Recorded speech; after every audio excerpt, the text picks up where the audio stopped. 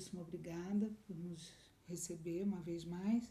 E eu gostaria de saber se você pode nos contar agora sobre as suas pesquisas mais recentes, os seus interesses mais recentes, e depois vamos para o tema central da tua. Bom, inicialmente, um prazer estar aqui com você, falando novamente sobre os trabalhos e retomando a pesquisa, a entrevista que eu havia começado a dar há cerca de 2 anos atrás. O que mudou, basicamente, desde então, é que eu, cujos primeiros trabalhos eram sobre sindicatos e trabalhadores, abandonei essa área e comecei a trabalhar sobre partidos políticos, eleições, mas não dentro de uma perspectiva estritamente de ciência política, mas de uma sociologia política. Porque eu vim da sociologia, não é? Eu fiz mestrado, doutorado e livre-docência na área da sociologia e depois eu fiz a adjunção e a titulação na área da ciência política. Eu saí do departamento de sociologia e fui para a ciência política. Bem, então, mas essa transferência se liga com uma preocupação anterior à minha, que era me preocupar numa análise dos quem eram as pessoas que participavam da política. Quem eram do ponto de vista social, de onde se recrutavam os militantes e as lideranças políticas, de que segmentos sociais, eu quero dizer. Em parte, isso veio a partir de um estudo que eu fiz sobre o Partido Comunista Brasileiro, que saiu publicado na História Geral da Civilização Brasileira, dirigida pelo professor Boris Fausto. Não é? Então, eu tenho um trabalho lá sobre o Partido Comunista, mas, na verdade o nome era o PCB, os militantes e a ideologia. Eu queria saber quais eram os segmentos sociais que forneciam mais quadros, mais militantes, na verdade, mais dirigentes, não é? Para o Partido Comunista. E porque, ao longo do tempo, há uma alteração no recrutamento. E eu não vou entrar em muitos detalhes disso, senão nós nos afastaremos demais. Se for o caso, depois você me cobra e eu volto a isso. Eu não quero... Alguma ligação com a sua experiência com a pesquisa dos sindicatos? Não, no momento não tinha. Começou assim, na verdade, porque o Boris Fausto me pediu que escrevesse alguma coisa sobre... o período era de 30 a 64, sobre as transformações no sindicalismo brasileiro. Analisando essas mudanças, eu encontrei o PCB. Não só o getulismo e o PTB, mas encontrei o Partido Comunista. Então, fiquei interessado em investigar mais e acabei fazendo 2 capítulos, aliás, grandes, não? Sobretudo do PCB, ficou bastante grande. Eu acabei fazendo 2 capítulos, um sobre o sindicalismo, não?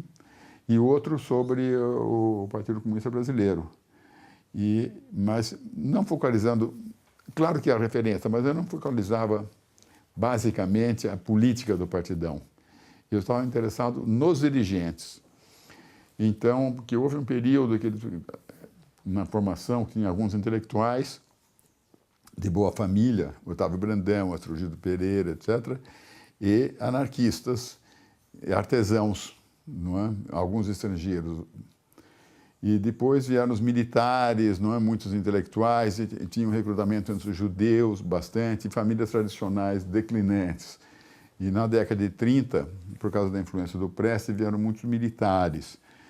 E depois uma certa intelectualidade, mas a intelectualidade não teve um papel importante na máquina do partido. A máquina, a organização partidária não teve muitos intelectuais.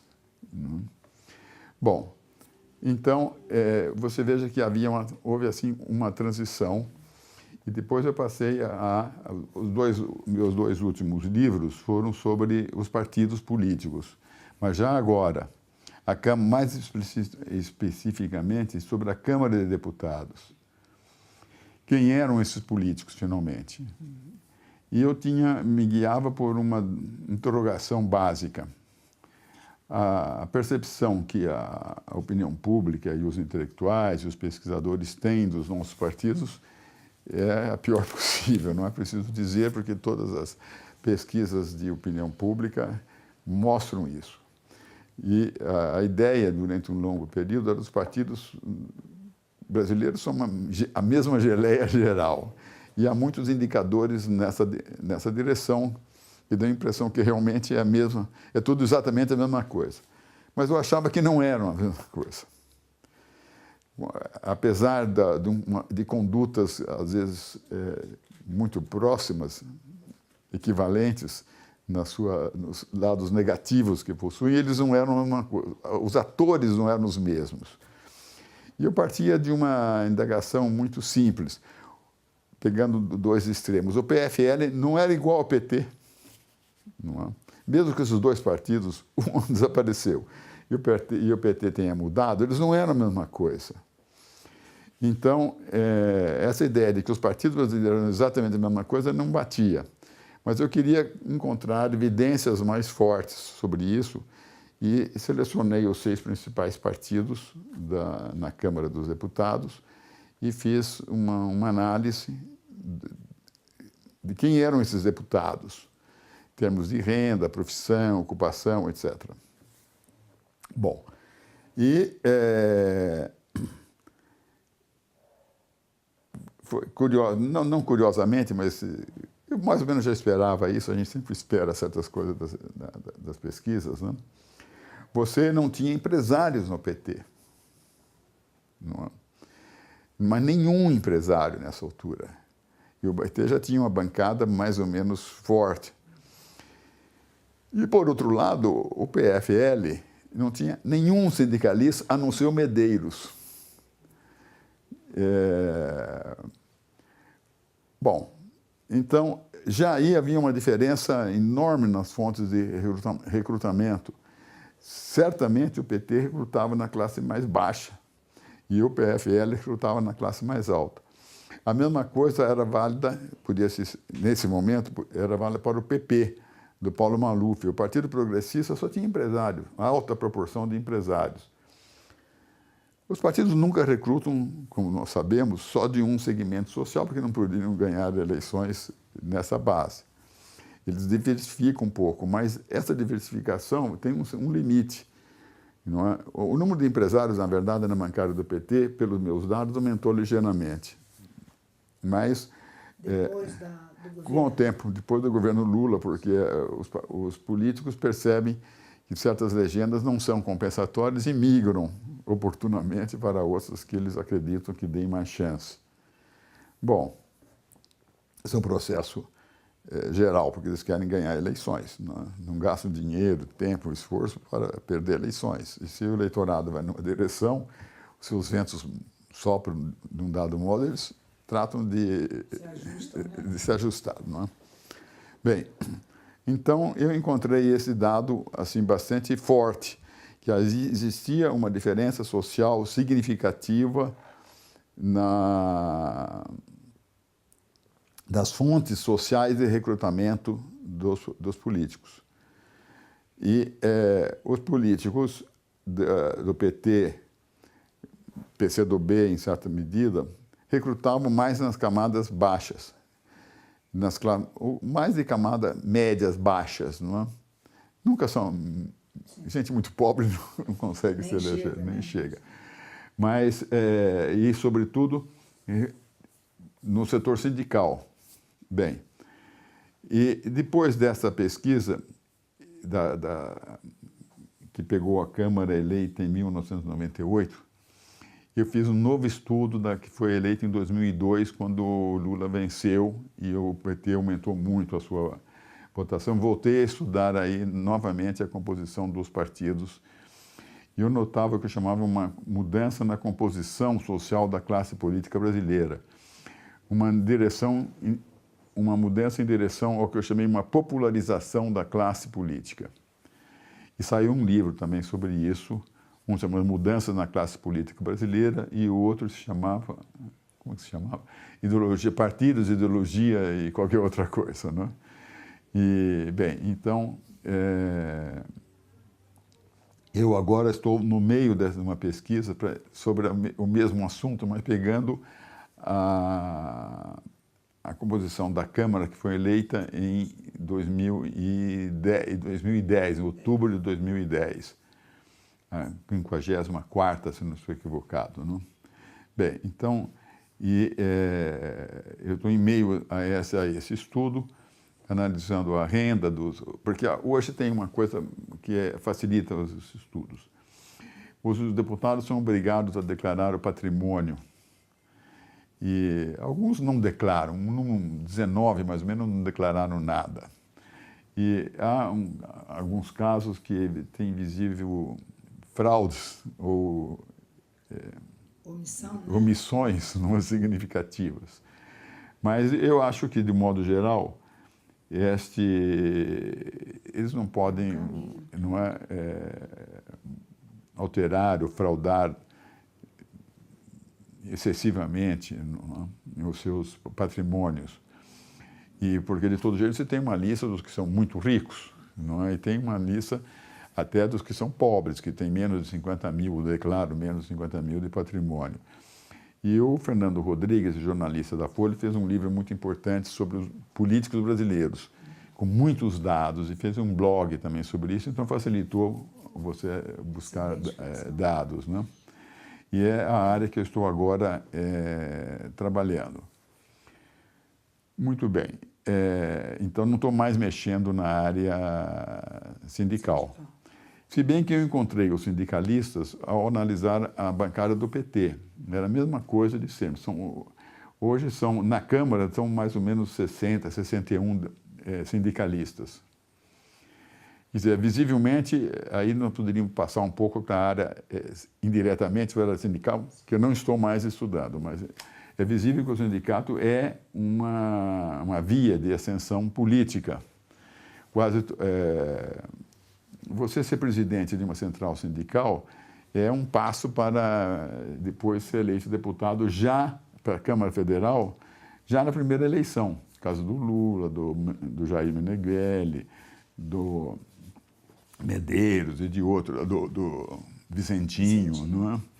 Então, se você é presidente de um sindicato importante, não precisa ser uma central, mas é um sindicato forte, metalúrgico, bancários, professores, médicos, como esse lá de Ribeirão Preto foi envolvido na medida de corrupção, como é o nome dele mesmo, me fugiu agora. Ando mais esquecido, vocês sabem, tá? Foi posto para fora do governo da Dilma. Como é o nome dele mesmo? Ele começou a carreira em Ribeirão Preto, como ele era presidente do Sindicato dos Médicos. Ele era um sindicalista. Daqui a pouco vem o nome dele, um nome italiano, né? E a gente completa. Daqui a pouco vem. Então, o sindicato é seguramente uma via de ascensão para setores das classes médias.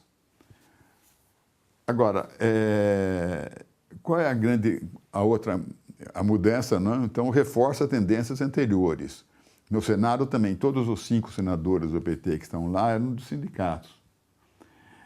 As mulheres também. Então, o sindicato é seguramente uma escada de entrada na classe política de setores de classe média que não tem muito dinheiro para sustentar uma campanha. Não é? Você acha que isso é um fenômeno crescente, mais recentemente, ou sempre foi, desde a fundação do PT, por exemplo, essa ligação forte do sindicato com os partidos populares? Não, isso já existiu antes. No próprio PTB também. Já desde a sua formação, existiam muitos dirigentes sindicais, burocratas sindicais, na verdade, ou tidos como pelegos que estavam ligados ao governo, então eles ascendiam dessa maneira.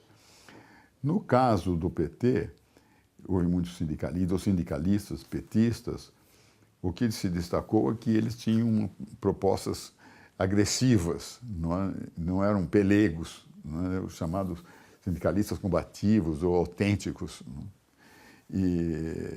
Então, é um pouco diferente do que existia na época do Goulart, por exemplo. Né? Mas já existiam. É que eles não tinham muita autonomia e não tinham... Eu precisaria fazer um levantamento preciso, mas não está sendo fácil, para saber quantos eles tinham. quantos existiam, por exemplo, a partir da eleição de 62, por exemplo, na Câmara dos Deputados, para poder fazer uma comparação e responder a sua questão. Mas eu ainda não cheguei a isso, não sei te dizer. A minha hipótese é que aumentou bastante, não é? E que eles adquiriram maior autonomia. Mas tudo é mais complicado, não é? Porque não são só os sindicalistas. Você tem que contar também o papel importantíssimo da igreja, não é? Então, a igreja teve um papel grande. E alguns partidos políticos pequenos também, junto com o próximo de organizações da igreja, não é, foram para o PT e se elegeram também, porque eles nunca representam o PT como tal, eles representam uma facção dentro do PT. É um grupo dentro do PT, é sempre assim, não é? E que se digladiam furiosamente na disputa de certos cargos, não é? É possível, por essa pesquisa, perceber se há um deslocamento, um recrutamento de um certo segmento para um partido e uma mudança de partido depois, ou a pesquisa não está cuidando disso? Não, repete outra vez a sua pergunta. Porque o que está te mobilizando intelectualmente é saber quem são as lideranças políticas hoje, de onde vem, né? Então, há uma distinção forte entre o recrutamento que um partido como o PT faz ou um partido como o PSDB, por exemplo. Não, é bem diferente. Bem Claramente. Foi o que a sua pesquisa mostrou. Então, o que estou perguntando é se esse recrutamento do PT ele pode migrar para outros partidos ou não há pode. uma tendência à fidelidade maior nisso? Não pode. Não é? Porque o que acontece é que aí é preciso. O deputado é eleito, há sempre o risco de um viés. O deputado é eleito, a tendência é que ele continue, não é? Há um esforço muito grande para permanecer e ascender na classe política. Que esse esforço é confrontado pelos novatos que querem um lugar, não é? Bom, há um grande número de deputados que vieram do sindicalismo que permaneceram, foram para o governo, estão lá e não mostram nenhum sinal de sair. Inclusive adquiriram, o presidente da Câmara Federal hoje é um ex-sindicalista. Então, eles são muito confortáveis lá e não querem sair nem a pau. E são reeleitos, não é? Então, esse é um dado importante. O outro dado importante é que isso tem efeitos sobre o patrimônio dos deputados. Já na minha primeira pesquisa, eu pude evidenciar, fazendo uma correlação entre as legislaturas, o número de legislaturas que o deputado tinha e o tamanho do patrimônio. Então, era visível que o patrimônio aumentava segundo o tempo de legislatura. Não é? Não importa como, isso eu não tentei investigar, não é? Se era por meios lícitos ou ilícitos, mas havia cálculos precisos quando você fazia a correlação. Uma legislatura, duas legislaturas e do outro lado, a outra variável era patrimônio. E você via que havia um aumento do patrimônio. Bem, muitos deputados dos outros partidos, né, também aumentavam o seu patrimônio. E eles já tinham patrimônio mais elevado do que o PT, mas já tinham patrimônio. Mas você não sabe se é porque eles estavam na política há mais tempo ou se eles já tinham uma herança, um dinheiro de família, dos negócios, já tinha vindo. Então, é uma questão realmente complicada, você tem que trabalhar com muito cuidado. O que não há dúvida é que a minha primeira constatação foi depois comprovada pelos outros dados do Fernando Rodrigues, ele ampliou o estudo, o meu era mais limitado, né? A primeira, ele então estudou e teve acesso até, porque no começo, quando eu tentei fazer o levantamento, alguns patrimônios, algumas declarações patrimoniais não ficaram disponíveis, não quiseram dar. Não chegaram a afetar a minha pesquisa, mas o Fernando conseguiu mais coisas que agora é obrigatório, eles não podem dizer que não querem, né? Então houve uma mudança desse ponto de vista. O que não há dúvida é que o PT tinha a maior proporção de deputados com baixo patrimônio, comparação com os outros partidos, principalmente o PFL e o PP. E era, por outro lado, o partido cujos deputados mais tinham aumentado o patrimônio médio, o que é mais ou menos explicável, porque eles tinham menos patrimônio, mas eles aumentaram mais proporcionalmente do que os outros deputados. O que leva à conclusão que muitas pessoas, que não é uma novidade nenhuma, é que a política é uma maneira de se enriquecer, sobretudo no Brasil. E também, na minha visão, os políticos se adaptam para conseguir se eleger, mudam de partidos. Esse Lindenberg é um caso bastante interessante, como ele foi mudando de uma coisa para outra. E aí vem outra constatação: o movimento estudantil é para as classes médias o que o movimento sindical é para as classes trabalhadoras.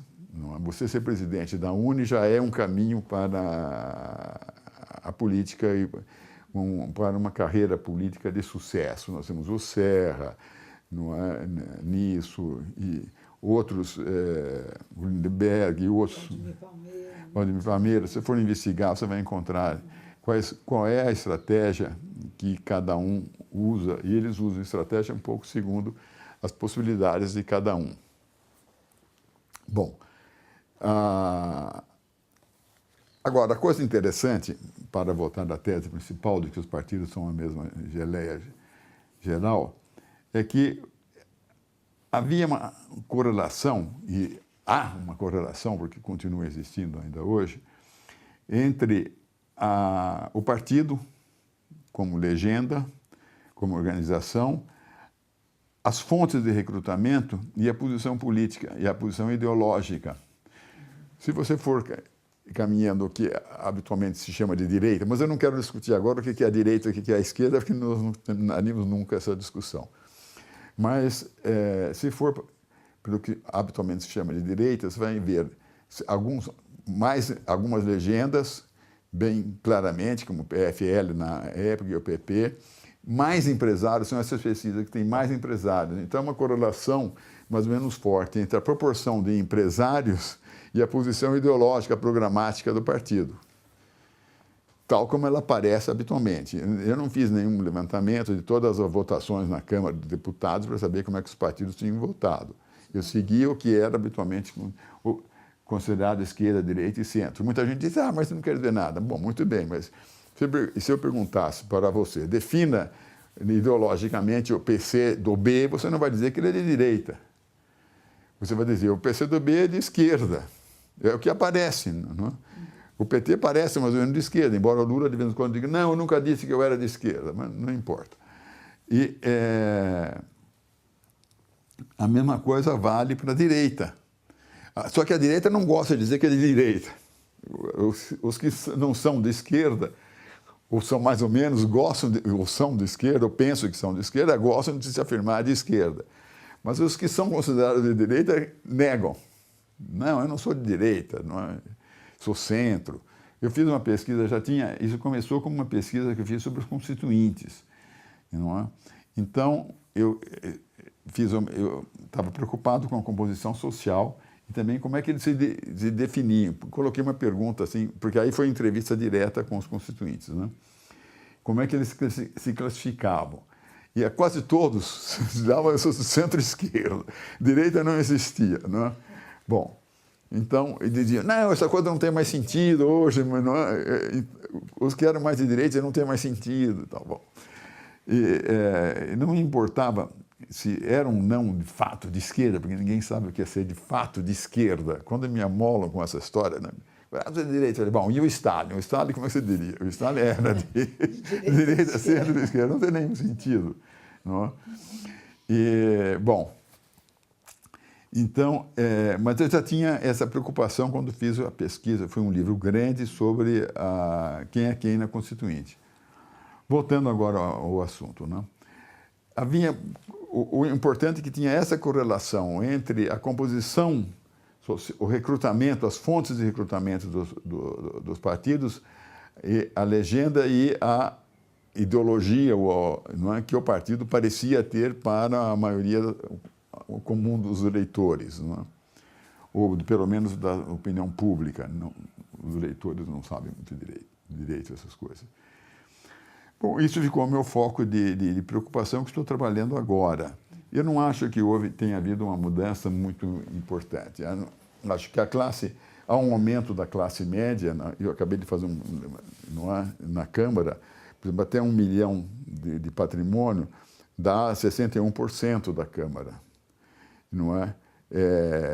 Não é uma coisa absurda.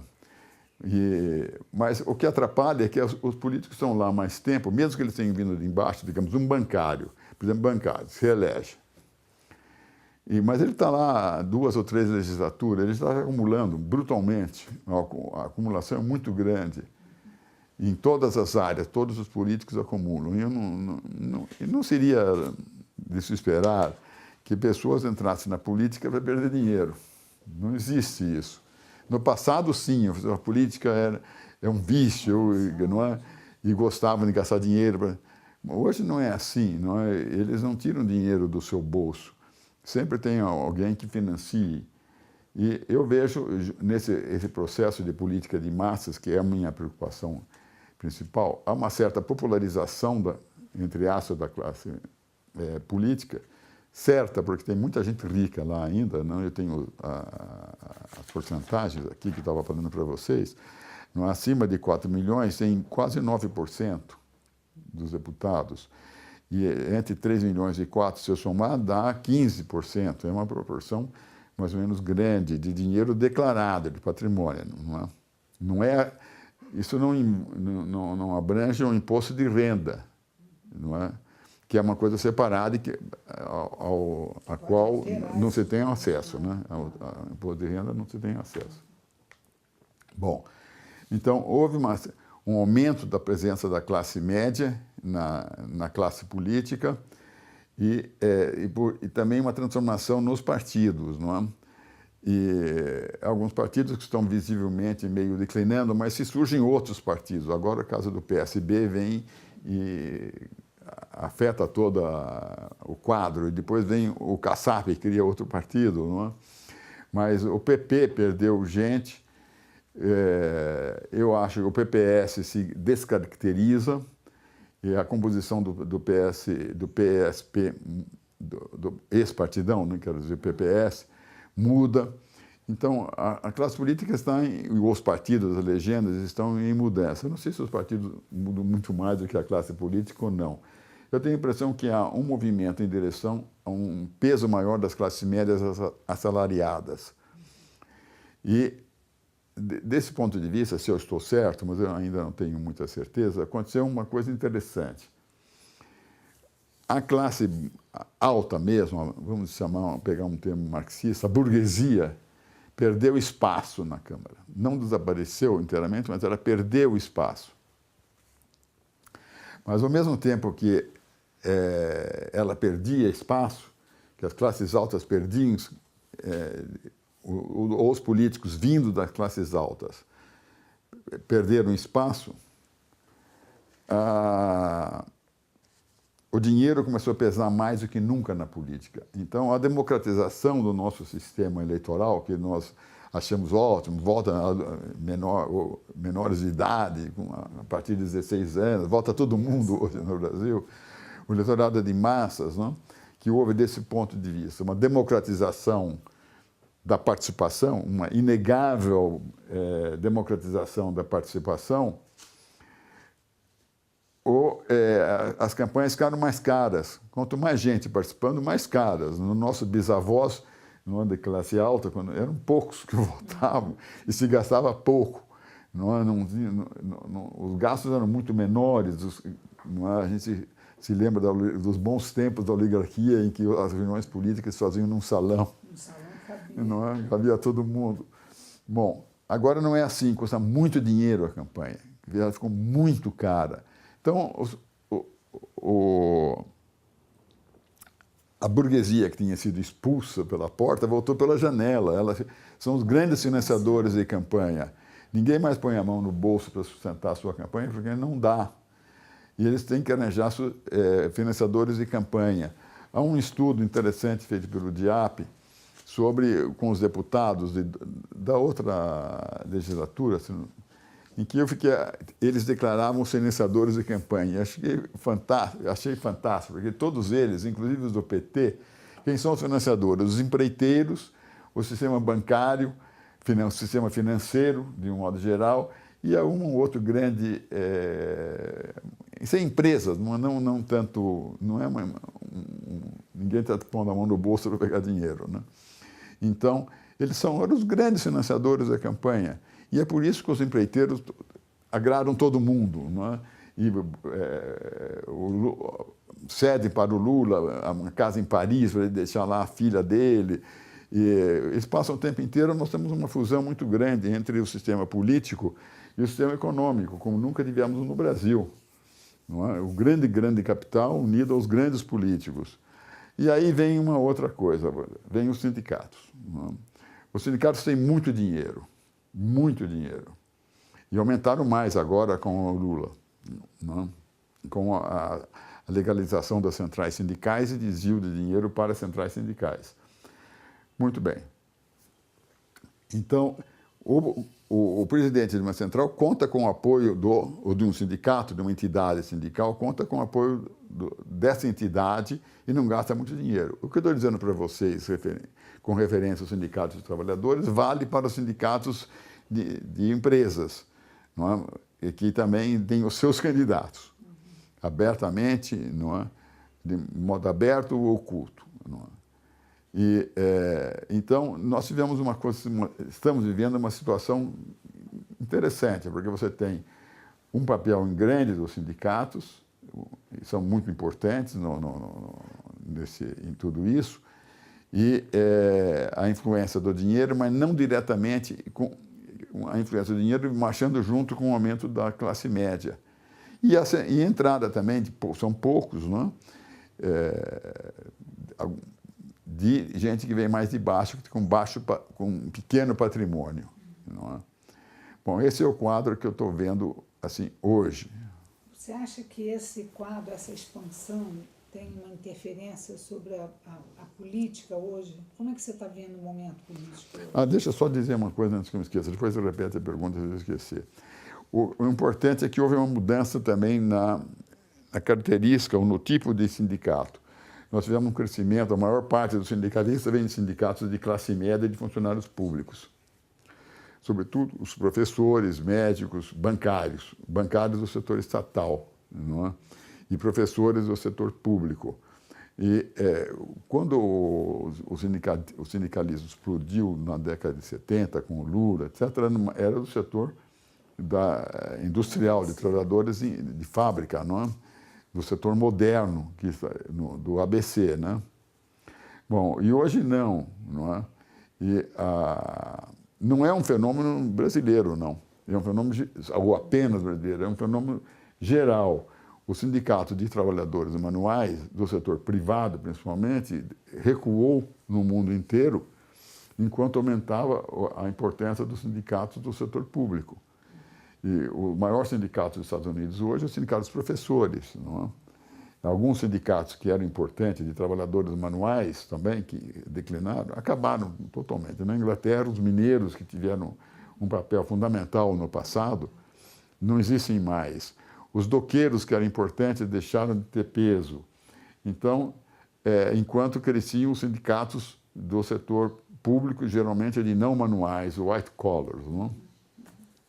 E isso que nós assistimos no Brasil é uma coisa geral. A diferença é que no Brasil os sindicatos são sustentados pelo Estado, quer dizer, por nós indiretamente, e não é sustentado diretamente pela categoria, não é como é no caso dos países mais desenvolvidos, não é? Mas se bem que os sindicatos sempre arranjam de jeito de buscar dinheiro do Estado, né? Mas eu estava te perguntando como é que você está vendo hoje a política, se essa movimentação, essa expansão, se isso de alguma maneira já está refletida na forma de fazer política hoje. Eu acho que a classe política brasileira está num processo de mudança que corresponde às transformações enormes da sociedade brasileira, que nós não demos muita importância num dado momento, mas que se transparecia sobre muitos aspectos. Faz acho um ano e pouco, eu ganhei recebi uma homenagem da Associação Brasileira de Sociologia, fui ao Rio fazer uma exposição, e lembrei coisas assim fantásticas, não? A primeira Ampox, não sei se você chegou a participar, era um grupinho muito pequeno de pessoas, não? Eu lembrei que quando começaram as pós-graduações, foram formalizadas na década de 70, pelos militares, de fato, não? O único lugar que dava doutorado era São Paulo. E as pessoas vinham se inscrever comigo, eu achei que eu era muito importante, né, para fazer sindicalismo, mas não tinha outros lugares para fazer uma defesa de... O único lugar que a CAPES reconhecia era a USP. Mestrado tinha a URPERJ, a USP, Campinas, Minas, e eu acho que o Rio Grande do Sul não tinha mais. E olha hoje o que é a Ampox e o grupo e as pesquisas.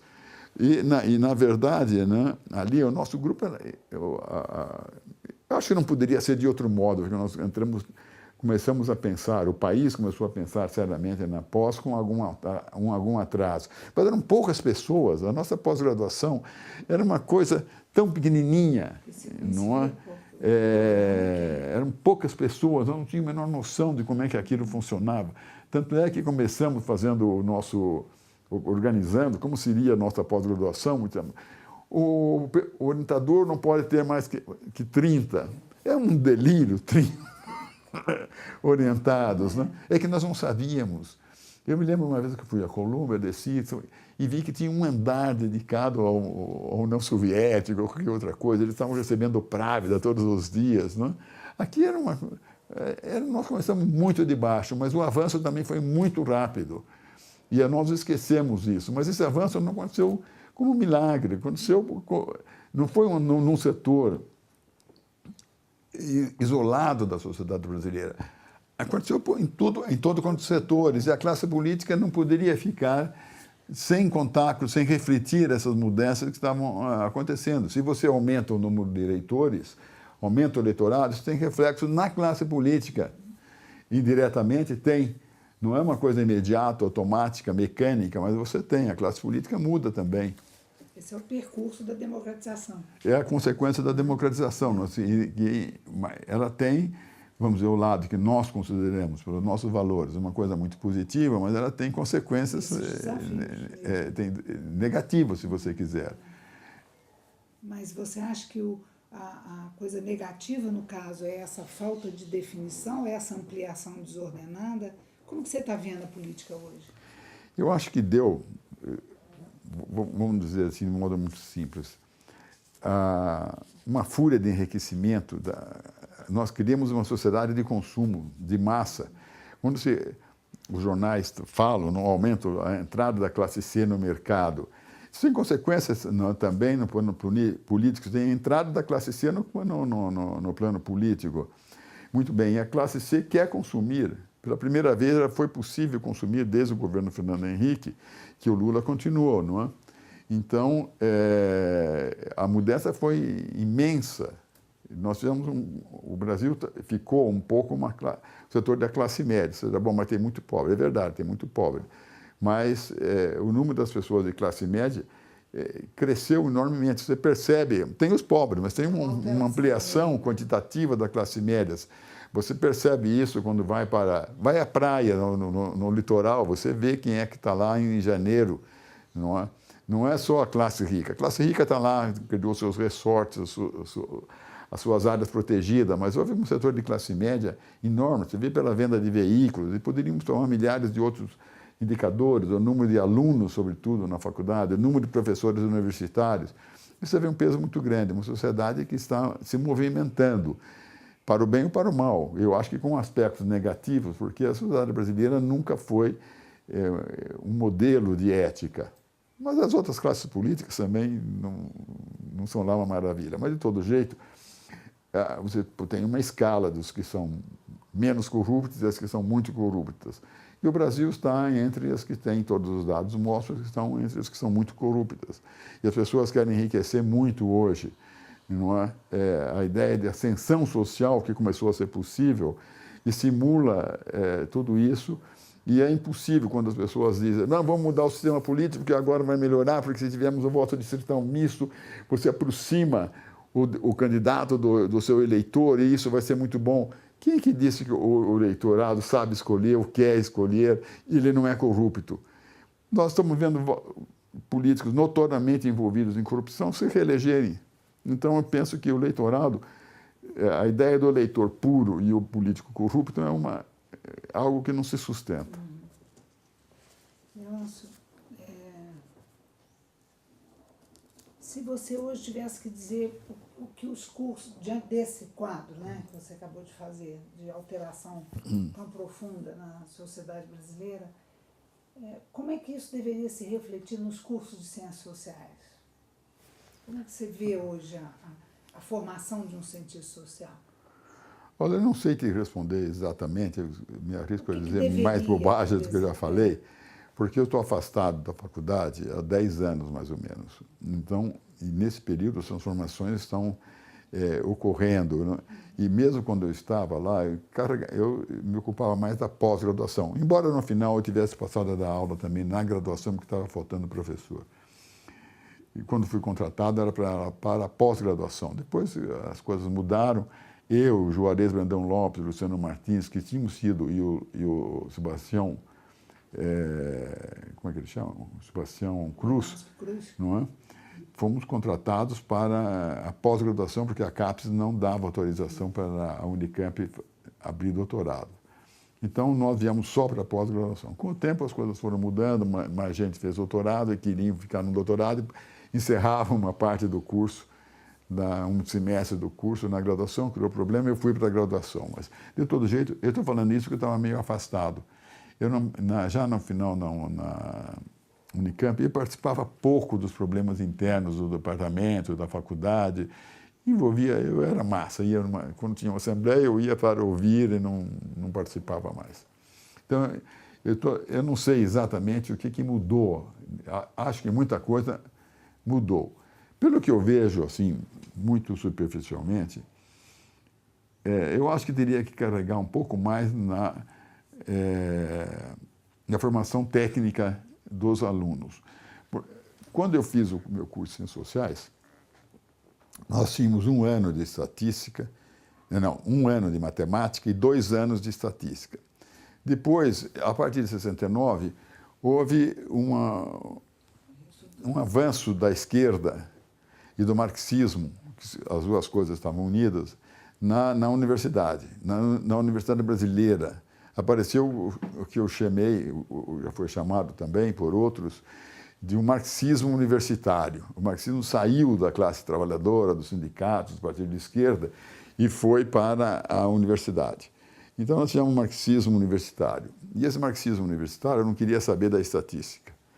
Então, quando houve aquele levante de 68, que começou aqui na Maria Antônia, mas estava acompanhando o que estava se passando em maio na França, e foi no mundo inteiro, no Rio, em todo o Brasil foi contaminado por isso.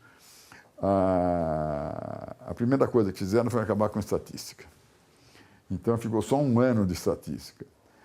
E agora, aparentemente, nós temos um movimento no sentido de reversão dessa tendência, mas eu não sei dizer exatamente quão poderosa ela é. Não, tudo bem, mas é uma reversão saudável, digamos, quer dizer, esperável. Não, eu acho uma bobagem completa. Não, uma reversão no sentido de recuperar esse ensinamento. Não, recuperar, digamos, uma formação técnica de ensinar os alunos a fazer uma pesquisa, a pensar, tentar saber o que é ciência, eu acho que é uma coisa positiva. A outra do marxismo, acho que foi um atraso monumental.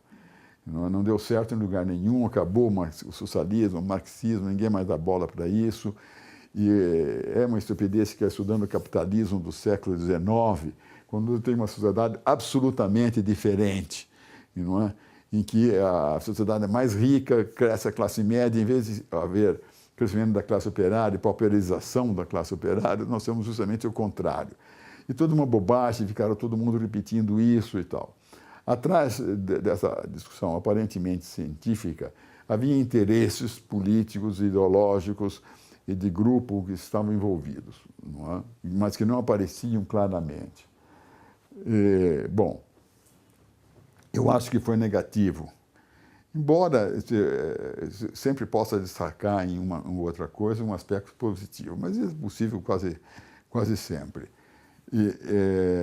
Mas essa tendência, ao meu ver, sobretudo na ciência política, recuou e há uma ideia de você fazer uma pesquisa mais limitada, mais sérias, comprovando as afirmações. E eu acho que na área de ciência política que eu conheço, houve um inegável progresso. Tem mais gente pesquisando, livros mais bem fundados e menos ideologia, de um modo geral.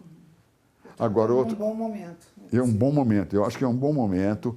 Não tem mais, muito bom momento, que eu penso, na produção brasileira. Então, eu acho que o Brasil se destacou em quase toda a América Latina, e não só na América Latina, não é? Nós sempre olhamos para a Inglaterra, para os Estados Unidos, ou para a França, etc. Mas o Brasil, nos outros países, passa por cima, facilmente. Falando nos outros países, esse projeto tem uma preocupação de recolher as trajetórias dos cientistas sociais de países de língua portuguesa. Uhum. Esse não é um contato trivial para ciências sociais. Você teve alguma experiência de cooperação, alguma influência, Como é que você vê isso, essa aproximação? Eu acho muito bom que haja essa aproximação, porque eu penso que o Brasil pode contribuir e, ao mesmo tempo, receber uma contribuição de pesquisadores ou de problemáticas que são muito diferentes das nossas. Então, eu vejo com muita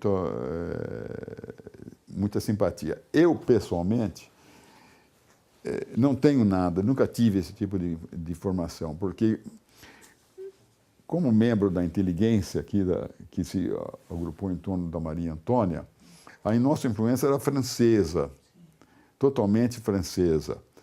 Não é? Depois, no Rio, com o IPEJ, um pouco Minas Gerais, era um outro tipo, não era bem a nossa influência, eu acho que ela era mais americana. Mas se bem que também não era portuguesa, Não era portuguesa. Nós aqui aprendemos, os professores que vieram para cá eram franceses. As primeiras aulas da Maria Antônia eram dadas em francês, era um grupinho muito pequeno, 5, 6 alunos. Se foda. Dirigido. Então, eu tive essa influência, e na sociologia do trabalho também. Era o Touraine, o Friedman, não é? E depois que... eu não tinha muita influência dos americanos, não. Era uma influência europeia com predominância da influência francesa. Depois eu comecei a me interessar também pelos pesquisadores norte-americanos, mas já depois de formado. Por isso eu não sei te dizer... Porque esse é um movimento recente. Eu, pessoalmente, não tive a impressão. Mas nem os intelectuais lá, nem aqui. A história talvez tenha feito essa ponte um pouco maior dos historiadores brasileiros com os eu acho de língua portuguesa, mas ciências sociais não. A gente faz uma pergunta a todos os entrevistados, se você tivesse que escolher um livro, um autor, o que seja, que tenha tido uma marca importante na sua vida intelectual.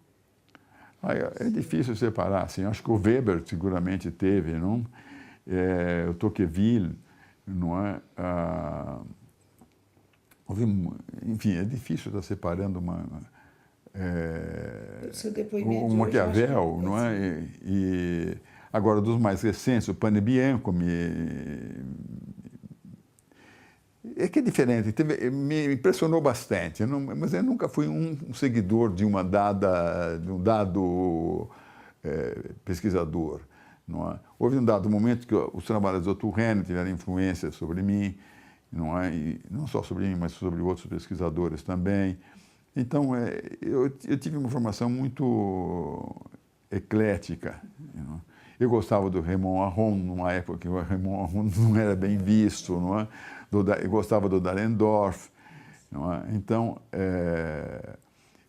a minha história é um pouco diferente da maioria dos pesquisadores. As pessoas geralmente se politizam, os jovens se politizam ao entrar na universidade. Então, lá, ele conhece um pouco a esquerda, fica militando, e a grande maioria para a militância depois de formado, casa, vai trabalhar e tal, e vai largando a militância. A não ser que entre para a política diretamente. Se não entrar, como o Zé Dirceu, o Serra e outros, ele larga, não é? Mantém, assim, um esquerdismo leve, né? Quando mantém. O meu caso foi diferente. Eu me politizei antes de entrar na universidade, comecei a militar no movimento secundário e com 18 anos eu já estava num grupo trotskista militando e fiquei uns 6 anos nessa brincadeira e entrei para a universidade muito tarde, já com 25 anos. Quando eu entrei, eu já não estava achando que a revolução proletária ia ocorrer, não é? E não estava achando que se ocorresse o resultado ia ser positivo, não é? Então, você já estava mobilizado por se profissionalizar. eu queria aprender sociologia. Soube da existência da sociologia, das ciências sociais, falei, é isso que eu quero estudar. Então, a antropologia me atraiu menos, porque eu não tinha nenhum interesse pela sociedade indígena. Eu queria entender a sociedade do momento presente, não é, que nós estamos vivendo. Então, a sociologia, mais do que a ciência política, me atraiu. Mais tarde, eu fui indo para a ciência política, não é? Mas o que eu quero ressaltar é que a minha trajetória foi outra. Quando eu entrei na faculdade, eu quero ler o Aron, o Manifesto Comunista, o Lenin, o Trotsky, eu já tinha lido tudo, não é? Agora eu quero ler outra coisa. Então foi assim. E as pessoas ficavam um pouco na dúvida, não, diziam, não, ele é de direita, não é? Mas ficavam na dúvida, porque eu tinha militado 6 anos, tinha sido preso, processado, numa época que ninguém ia. Fui preso no Rio de Janeiro, né? Vê se pode. No meio de uma reunião lá, me agarraram.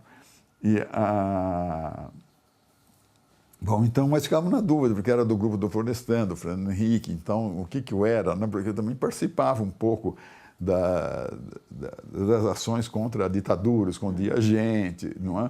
Bom, mas de todo jeito não era boa leitura naquela altura, você ficar lendo Aron, você deveria ler o Capital, né?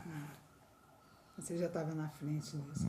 Eu acho que você passou pela política, mas está voltando cada hora mais fortemente para a sociologia. Eu? É. Não, eu acho que eu estou numa... Não, eu estou aqui, eu quero entender quem são esses políticos, mas acho que é preciso da sociologia. Eu não estou fazendo só os cálculos, quantos votos teve, não sei o que e tal, né? Não é que eu despreze isso, acho que não tem importância, é que eu não sei fazer, eu não tenho interesse. Acho que o comportamento, as eleições, como é que as câmaras votam, como é que as coisas são decididas, quais são as coisas de bastidores, são coisas muito importantes. Só que eu não tenho essa capacidade. Por isso que eu estou dizendo, acho que você está fazendo um apanhado mais sociológico. E acho bom para a sociologia isso. Obrigado. É isso. Você gostaria de acrescentar alguma coisa aqui? Eu acho que no momento, nada, não é? O que eu queria só marcar, entendendo o momento o atual com o passado, acho que mudou muito o objeto dos cientistas que trabalhavam na área da sociologia do trabalho. Num dado momento, nós tínhamos um grupo que parecia de sindicalistas, que eram combatentes, autênticos, etc. Esse grupo acabou.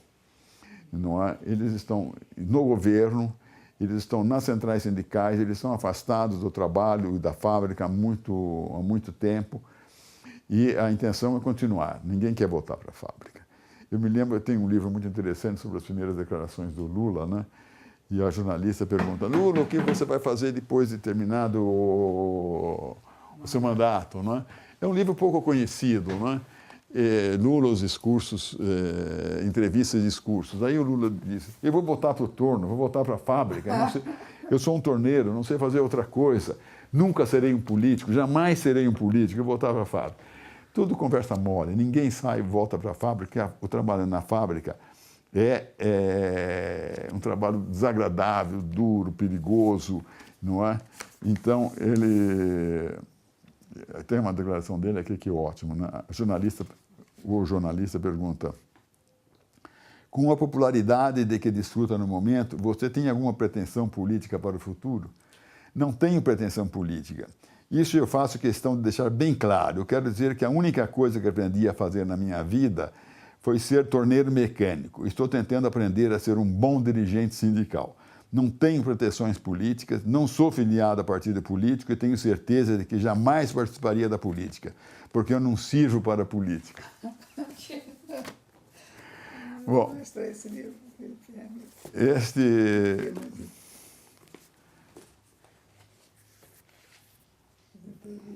Muito interessante isso.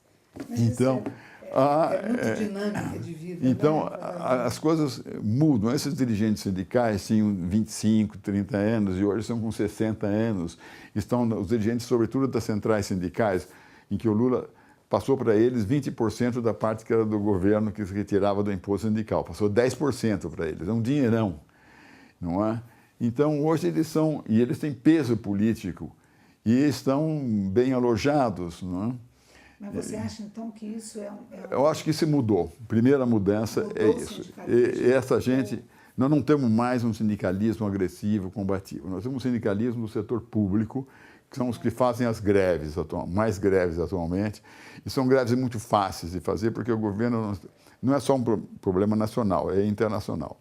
O problema aqui no Brasil, mais do que nos outros países, não tem instrumentos para resolução de conflitos na área do setor público.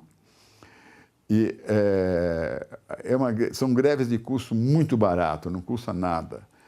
Na greve, geralmente, quem mais lucra é o dirigente sindical, porque daí ele se projeta, ele fica conhecido, e ele, para entrar na política, ele tem que fazer uma grevezinha. Se ele não fizer uma greve, ele não se projeta. E daí ele passa como combativo, lutador, etc. Mas a greve é muito barata, não custa absolutamente nada, não tem importância, porque toda a greve do setor público não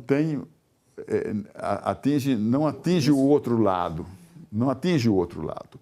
Geralmente a greve é para causar um prejuízo do outro lado, de maneira que o outro lado entenda, olha, é melhor negociar.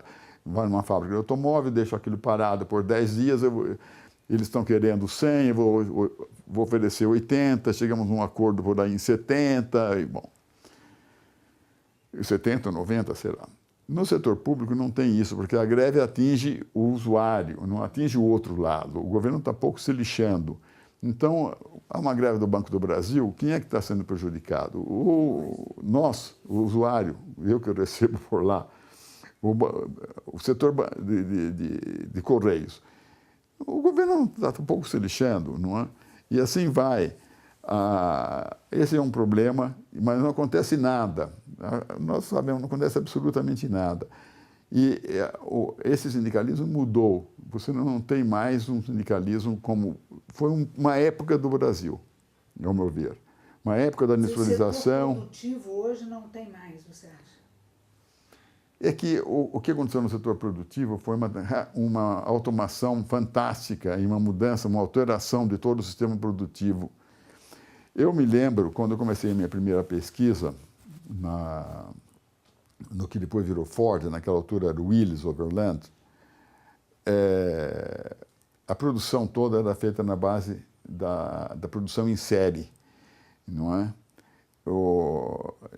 Na linha de montagem, na produção em série. Você vinha passando, o automóvel passava por lá, vinha, punha o farol, punha aquilo, depois, mesmo a pintura, era um negócio extremamente complicado, tinha que descer, tinha uma câmara totalmente fechada, os trabalhadores estavam protegidos de máscara e pintavam aquilo. Eles tinham que... Como a automação não tinha avançado ainda, era assim, eles pegavam uma semana só para pintar de azul um dado veículo. Depois mudavam tudo, limpavam. Agora, outra semana vem em vermelho. Eles calculavam mais ou menos quantos carros iam vender de cada... Depois, a produção em série foi substituída pela automação, hoje é toda automatizada. Quando o carro ele sai de uma coisa, se ele entrar na câmara de pintura, a câmara já sabe qual e se adapta para aquela cor, não é? As máquinas que vão ou grampear, ou soldar, ou instalar qualquer componente, um detector já determina qual é o tipo de veículo que está chegando e a máquina faz uma série de gestos e se adapta para aquilo lá. E o que aconteceu? Despediram gente, aos montes. Então, você tem uma classe operária qualificada, já aumentou a qualificação, ao contrário do que se pensava que ia cair, aumentou a qualificação. O ambiente fabril é limpíssimo, organizado, mas tem menos trabalhadores.